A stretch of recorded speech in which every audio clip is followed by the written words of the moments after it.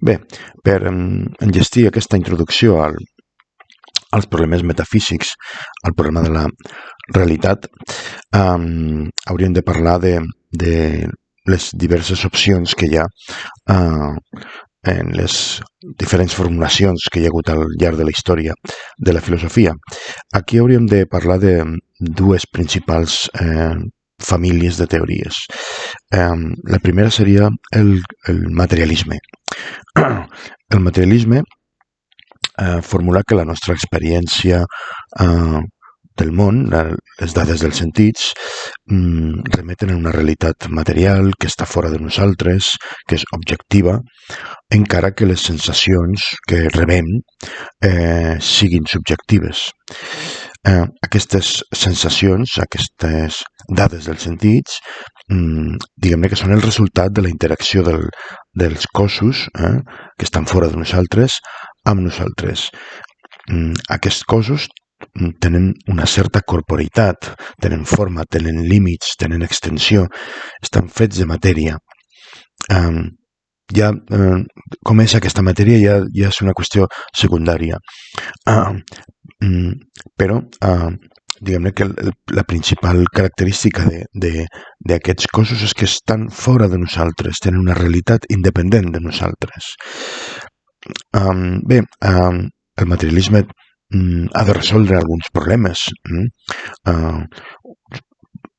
Dos principalment, el de la interacció, el del fet que les dades dels sentits semblen que són una mena d'intermediari entre la realitat exterior i la nostra realitat com a éssers que rebem aquestes dades dels sentits.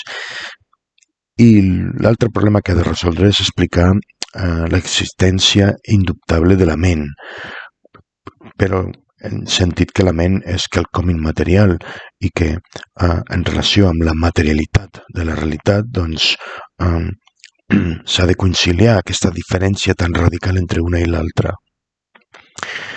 Bé, l'altre corrent metafísic seria l'idealisme. L'idealisme, diguem-ne que aprofita el fet que les dades dels sentits són indiscutibles, són indubtables, són una presència que hi ha davant de nosaltres, en el sentit que nosaltres creiem que representen alguna cosa que està fora de nosaltres, però en tant que les dades dels sentits estan a dintre de nosaltres. Doncs les dificultats per demostrar que hi hagi alguna cosa fora de la ment fan pensar als idealistes que potser l'únic que hi ha és la nostra ment i les dades, els objectes que hi ha en la ment, no? Els objectes del pensament. Doncs aquesta realitat interior, immaterial, que concorda amb la nostra ment, doncs no necessita de l'existència d'un món extern. El que passa és que, clar, les situacions en què ens trobem si acceptem aquesta idea, doncs en general no és la que el sentit comú ens fa pensar, no? Sempre pensem en l'existència d'un món exterior a nosaltres. Aleshores, l'idealisme hauria d'explicar una mica aquesta discordança, no?, entre el que tendim a pensar i el que formula la metafísica idealista, no?, que en realitat el món no existeix fora, sinó que el món és la nostra ment i els seus continguts. Bé, això seria una petita introducció amb aquestes dues línies de pensament i després ja farem doncs un passeig per cadascuna d'elles per poder veure en detall tot el que diuen. Hem d'apuntar una altra cosa.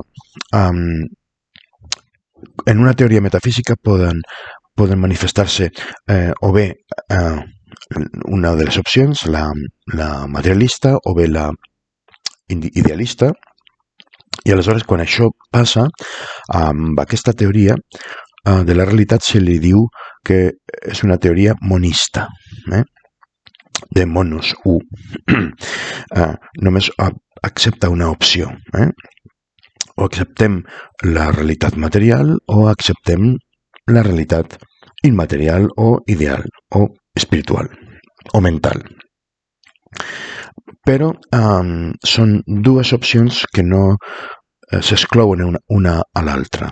És a dir, que algunes formulacions metafísiques les accepta les dues, en tant que poden explicar l'existència de dues realitats, una material, l'altra immaterial, que es poden conciliar, que poden existir al mateix temps.